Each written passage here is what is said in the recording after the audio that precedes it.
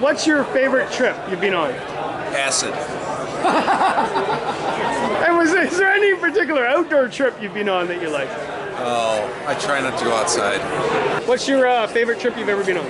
My favorite trip I've ever been on is going to New Zealand for a little while, and I was spoiled myself for about 4 months, just snowboarding, fly fishing, mountain biking, and surfing. And I just had to quit work for a while and live in the woods and live in an RV and play. Basically, his favorite trip is being unemployed, living in the wilderness in New Zealand. That's sums it up. Yeah. This is the youth of today. I don't know what this is. I'm gonna ask you, what's going on? So we just came from the Holy Festival, which is an Indian festival celebrating the beginning of spring, and so it's celebrated on the campus by a student group.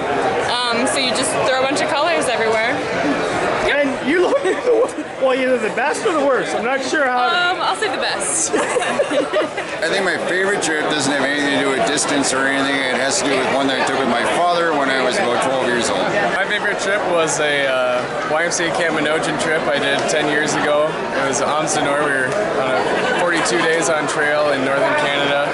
Paddled out to Baker Lake, and I cut mine short a little bit when I got mauled by a bear, but it was an awesome trip. So. Whoa, wait. We gotta stop the interview here. You just said he got mauled by a bear. I'm fine. It just bit me in the leg. Do you have a scar? I can't show you that. Oh, good. Show us the scar. It's not in the crotch area. Yeah, it is. Oh, is it really? Yep. Do you still have a crotch?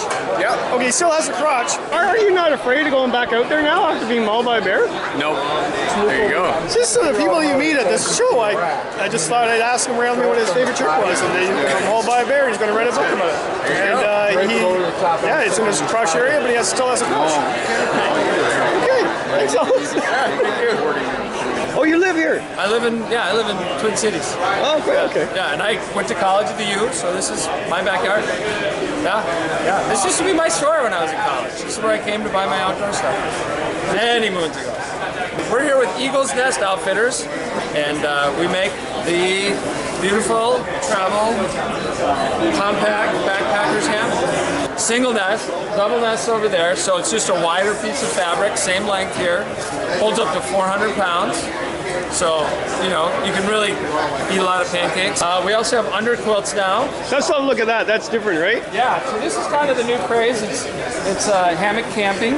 So taking your hammocks out, sleeping in them instead of bringing a tent to go lighter, faster, not have to sleep on the ground with all the bugs and creepy crawlies. So this is an underquilt. This one has a Primaloft synthetic insulation. We also make one with down, and another less expensive one that has non-branded insulation. So wraps around you like a burrito, keeps you warm. Good to 20 degrees, and packs down just like a little sleeping bag. Now, do you have, for this one, you have sort of a tarp that goes over it as well? Or? Oh yeah, you can do, the great thing about Eagle's Nest is it's a la carte. So you can go just your hammock. If you want to go just on a day paddle, take it off, instead of sitting on the ground or in a chair or something, you can take this. Or you can add underquilt, you can add a bug net, you can add a tarp, and you can make it a full camping experience. What's the difference between regular tenting and hammock tenting? Well, when you hammock camp, you're definitely out in the open more, which is nice. You get to experience nature more. You're not trapped inside of a tent, which is great. Obviously, that comes with pluses and minuses. If it's really bad weather, you got to prepare for that. But it just feels a little more open and free.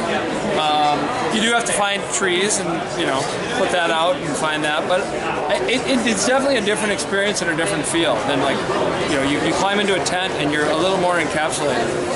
Which is nice if you like that home feeling, but if you've done a lot of tent camping, this is kind of just like a different experience to be more out in the open and have fresh air around you all the time. And it's a great experience. Everyone should try it.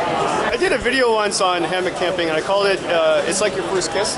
Yeah. Because you're not sure if you should do it or not. It's a very uncomfortable feeling. You're like, this doesn't make any sense. The idea of kissing. Right. And then when you do it, that's not fun. I'll try that again. Yeah. Kind of like your first drink. Should I do this? Yeah, and then in the morning you're like, no, I shouldn't have done that. But then I do it again. I don't know. ENOnation.com. That's actually, I called it emo. We get that a lot.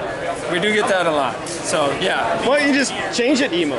Change the emo, Yeah. and hire a bunch of like young goth kids that say, you know, you want to buy this, you can buy it. It's kind of cool.